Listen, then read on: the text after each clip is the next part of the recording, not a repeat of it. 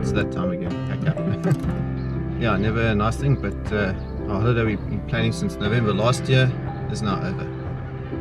But we're going to really milk this one and see what we can still see today on the way home. We're going to one of our favorite spots in the Kruger nWanetsi picnic spot for breakfast, and we're going to be heading down the dirt road. I think it's the S89 and then the S90 down to nWanetsi. But before we go, we're playing another game, 5 questions with Tracy. Oh, we know. We are. So Tracy, what did you think about it? I absolutely loved it. It's one of the best camps I think we've stayed in. We'll definitely be coming back here. Question number 2. Yeah. What did you like about Balule? Balule is a camp all on its own. It's small, it's out of the way, there's no shops, restaurants, no busyness. It's in the bush. It's peaceful. And the thing I liked about it, I know this is your question, but you get campers. It's not people who come, to get away and bring the whole kitchen sink with them. They come camping. There's no electricity. There's no, it's on dirt roads, so you've got to really be prepared for it anyway. Question number 3. What did you dislike? I don't know if you can hear in the background. There is some noise. There's a lot of teenagers in the camp currently, so it can get a little bit rowdy because it is small. So if there is a lot of activity, there's not a lot of place for them to go to. Yeah, but generally, it's a little bit of noise here and there, and then people are out the camp and everything quietens down. So maybe it's just a busy time as well. Yeah, it seems like a lot of people are here for a long time. It doesn't look like they're packing up to go back to work tomorrow. Question number 4. What advice would you give to anyone come to Balule? Just come and relax, and getting out of the city, being just in nature. Yeah. Just come with your basic camping stuff, and that's it. There's water, so you don't have to worry about that. There is fridges and stuff, so you don't have to have all of that. You can come with it, just a tent if you really need to, I think. Okay, and the last one, would you come back? Yeah. We are coming back. Yeah. We were yesterday we stopped at Satara, and it was so busy, and it was just so lovely coming back to Balule. Yeah, very different. And we'll be on the road. Let's go. It is cooking hot already.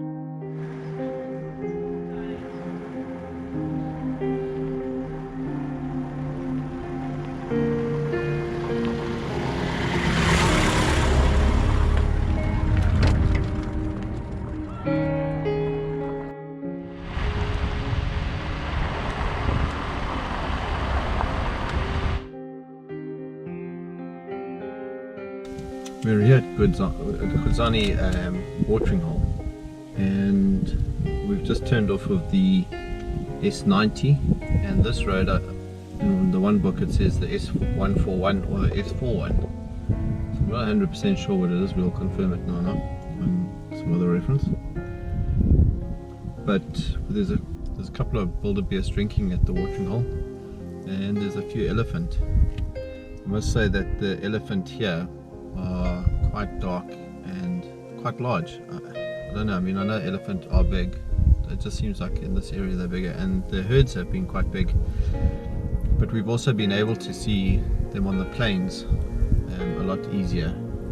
So yeah, it's been a slow morning game wise, but we've enjoyed it, and I must say that S89 or the S90, sorry, has actually been a very good road. It was really good condition most of the way, not even many corrugations and stuff like that.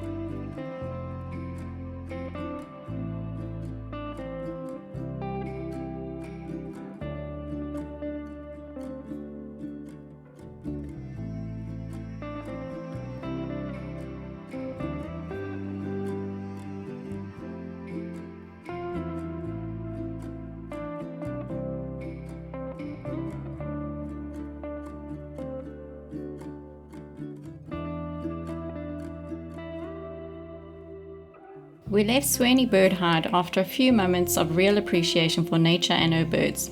Driving along the S35 towards the Kwani Picnic and Trading Store, we came upon this plot.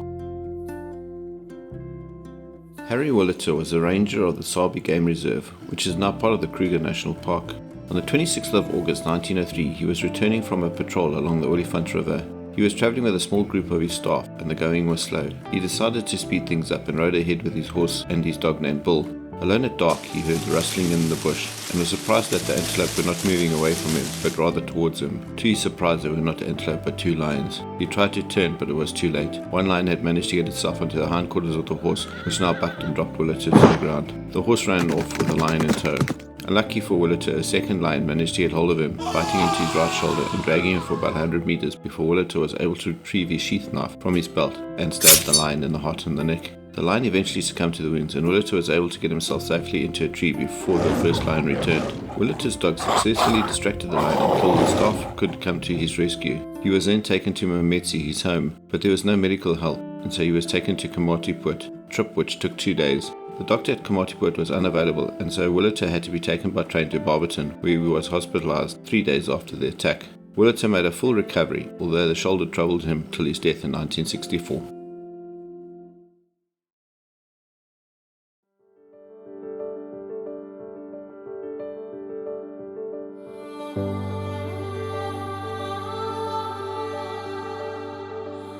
And so our Big 5-0 trip came to an end, with us exiting at Paul Kruger Gate, a fitting end to the Heritage Day weekend. Thank you to everyone for watching another series on our channel, and to all who made this weekend so enjoyable.